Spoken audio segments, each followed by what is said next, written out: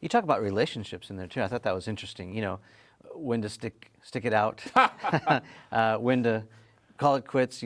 You break that down as well, timing as well. Yeah, that's a little bit tougher. There's some interesting research on marriage from Nick Wolfinger at the University of Utah. Take it with a grain of salt, Brian Elliott viewers, but it shows that there is a kind of a sweet spot in terms of the age at which you get married. That if you get married between about 20, correlation, getting married between about 25 and 32, the odds of your staying married seem better.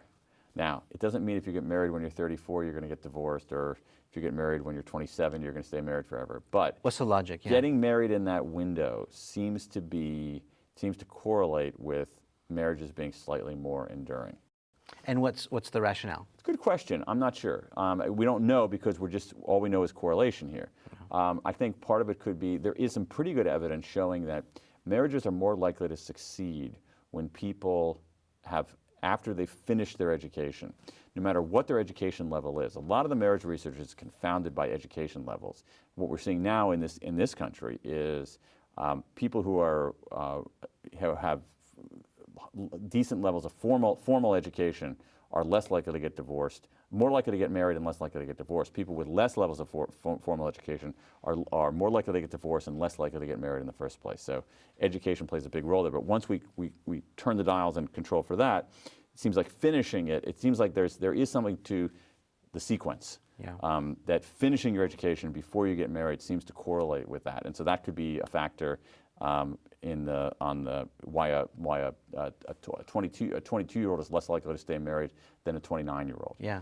Although, whatever the case, I mean, your important point about timing in general could also help your relationship regardless, right? Like thinking about timing when you want to announce a big idea, or maybe you go to the default, or all that I'll stuff. give you another one. Yeah. Let's say that you talk to your spouse, your partner, and say, I've got some good news and some bad news, okay?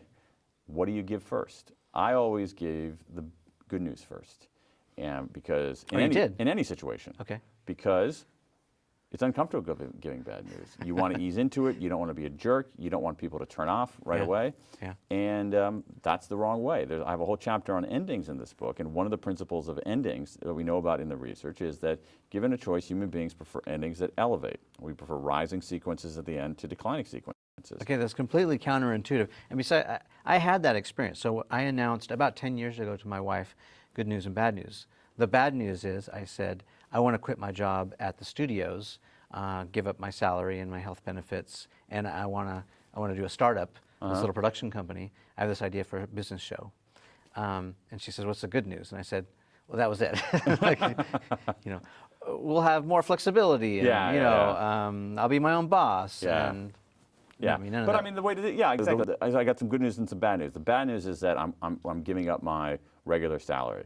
The good news is that we're going to have more flexibility. We're going to be able to navigate our work-family balance more easily, and we have the potential to earn a lot more money than we did as a salaried employees. So, assuming that she was like me, a lark, what's the ideal time to announce that? I mean, on something that significant, I'm not sure that the time of day matters all that much. I mean, I think that when you're giving people news, though, it's better to give the bad news first and the good news last because of this preference for rising sequences. And you see this in the research, some very, very good research on it. Suzanne Shu and Ayelet Genezi have done this research showing that